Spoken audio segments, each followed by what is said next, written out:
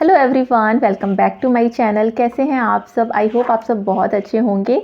तो जो लोग नए हैं उनके लिए क्विक और शॉर्ट इंट्रोडक्शन मेरा नाम है आकांक्षा और मैं यूरोप की एक छोटी सी कंट्री क्रोएशिया में रहती हूँ। क्रोएशिया की भी कैपिटल सिटी ज़ाग्रेब में वहाँ रहती हूँ और अपने चैनल के वीडियो के थ्रू मैं अपनी लाइफस्टाइल आपके साथ शेयर करती हूँ। अपना जितना भी एक्सपीरियंस है यहाँ का वो आपके साथ शेयर करती हूँ। कुछ इन्फॉर्मेशनल वीडियो बनाती हूँ, अच्छी अच्छी जगह घूमने जाती हूँ तो वहाँ की भी वीडियोज़ बना के आप सबके साथ शेयर करती हूँ। तो अगर आप चैनल में नए हैं तो मेक श्योर कि चैनल को सब्सक्राइब कर लीजिए और अभी कर लीजिए, नहीं तो बाद में आप भूल जाएंगे। और अगर वीडियो पसंद आए तो प्लीज़ लाइक करिएगा और अपने फ्रेंड्स के साथ शेयर करिएगा। और वीडियो का टॉपिक तो अभी तक आपको पता ही चल गया होगा। तो हाँ, आज मैं फैमिली रियूनिफिकेशन के ऊपर वीडियो बनाने वाली हूँ और उसके बारे में जितना भी है वो जितनी भी जानकारी मुझे पता है वो आप सबको प्रोवाइड कराने वाली हूँ। तो वीडियो के एंड तक बने रहिएगा। हो सकता है कि वीडियो थोड़ा लंबा हो, बट जितनी भी इन्फॉर्मेशन मुझे पता है वो सारी मैं इस वीडियो के थ्रू आप सबको प्रोवाइड कराऊंगी। तो चलिए शुरुआत करते हैं वीडियो की। तो वीडियो की शुरुआत करने से पहले कुछ टर्म्स जिनका मैं वीडियो में आगे कई बार यूज़ करने वाली हूँ उनकी मैं मीनिंग बता देती हूँ।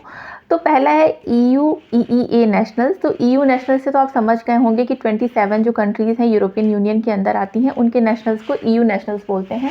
और EEA नेशनल्स क्या होते हैं? EEA नेशनल्स मतलब कि आप EU की कंट्रीज़ को इंक्लूड कर दीजिए। इसके अलावा आइसलैंड हो गया, लिechtenstein हो गया और इसके अलावा नॉर्वे हो गया और स्विट्ज़रलैंड जो कि पार्ट नहीं है EU का, EEA का, फिर भी वो इंक्लूडेड है। तो इन सबको मिला के बनता है EU EEA नेशनल्स। ठीक है। तो थर्ड कंट्री नेशनल्स कौन होते हैं? EU EEA नेशनल्स के अलावा बाकी जितने भी नेशनलिटी है वो थर्ड कंट्री नेशनल्स कहलाते हैं।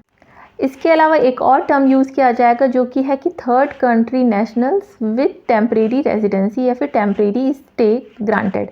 तो मतलब थर्ड कंट्री नेशनल्स जो यहाँ रह रहे हैं और उनको टेम्परेरी स्टे या तो वर्क के लिए या तो बिजनेस के लिए किसी भी एक पर्टिकुलर रीज़न के लिए अगर उनको ग्रांटेड है तो वो third country nationals with temporary stay कहे जाएंगे।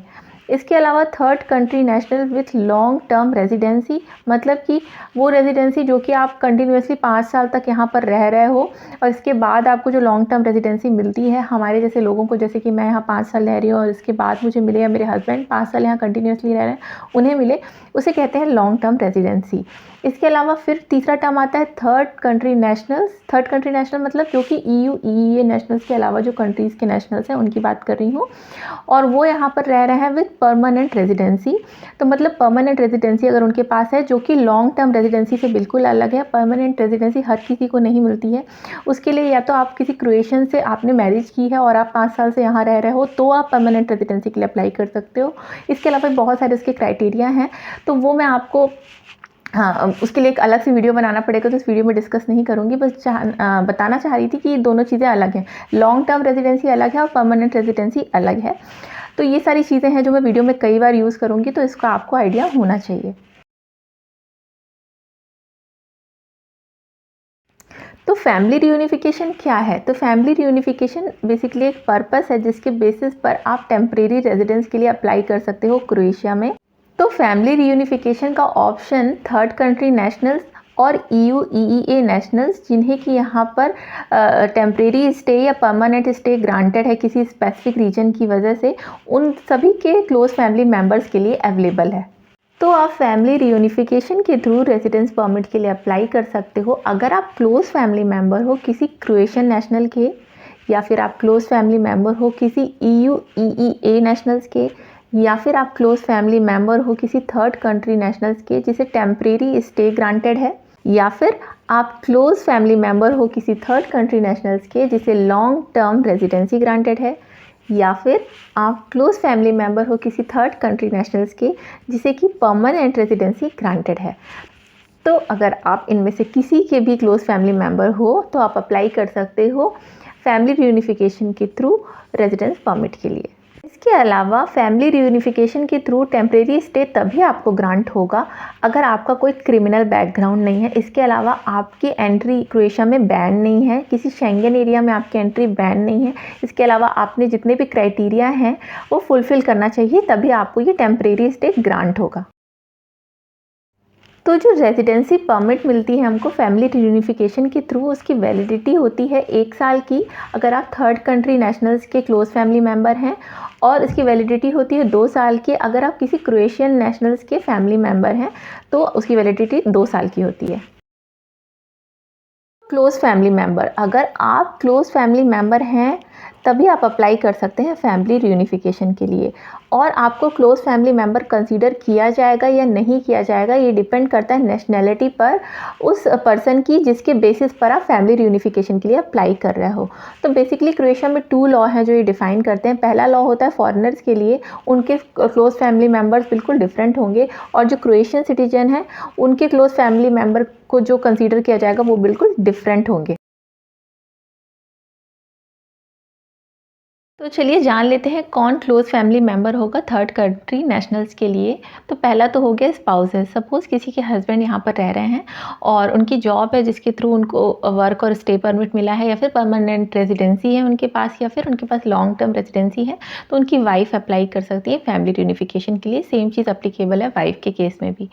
इसके अलावा कोई माइनर चाइल्ड है हस्बैंड वाइफ का, तो उसके लिए भी हम फैमिली रियूनिफिकेशन के थ्रू अप्लाई कर सकते हैं रेजिडेंस परमिट के लिए।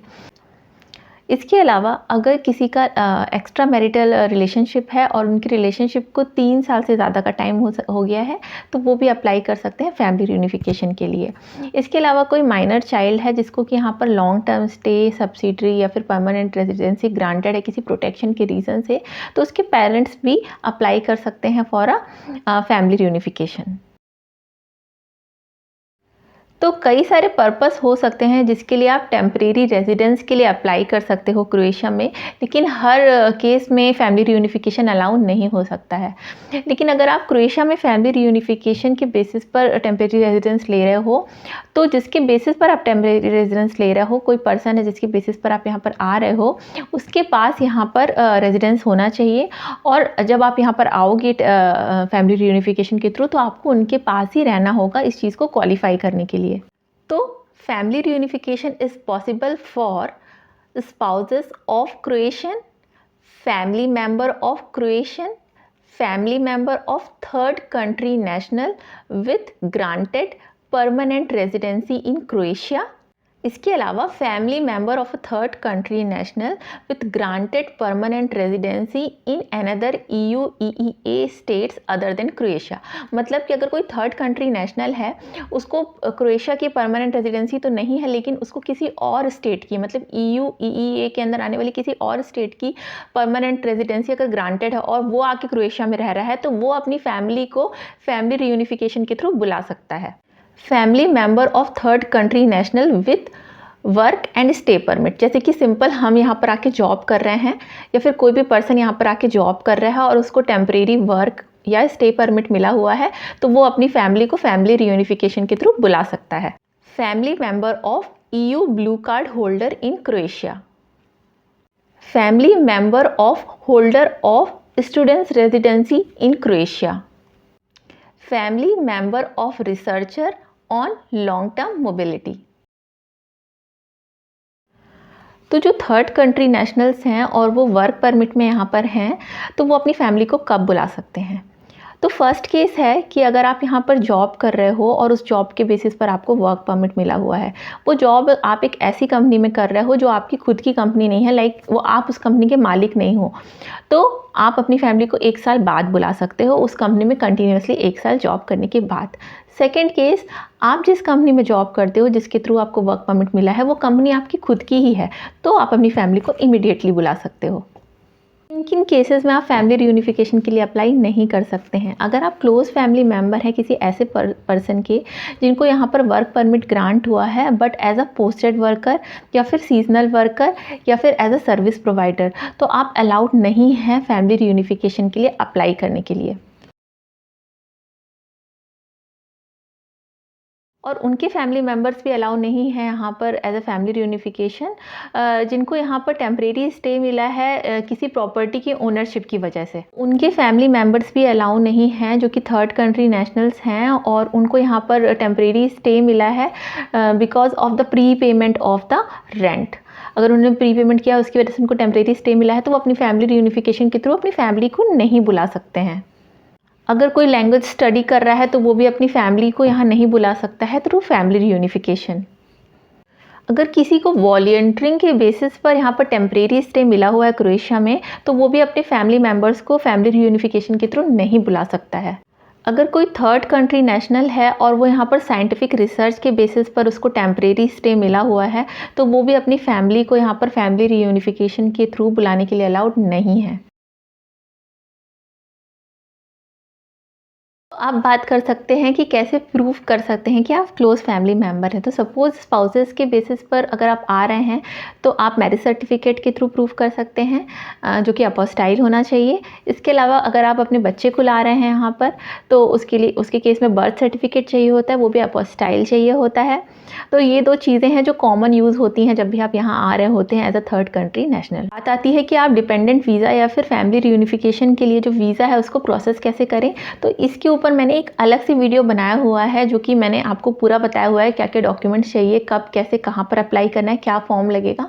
तो ये सारी चीज़ें आपको उस वीडियो में मिल जाएंगी। उस वीडियो को मैं लिंक डिस्क्रिप्शन में डाल दूँगी या फिर वो यहाँ पर कहीं शो कर दूँगी, तो वो वीडियो आप जाके ज़रूर देखें। इसके अलावा इस वीडियो से रिलेटेड अगर आपके कोई भी क्वेश्चंस हैं तो प्लीज़ बेझिझक कमेंट्स में पूछिए मुझसे, और हो सकेगा तो मैं आंसर ज़रूर दूँगी।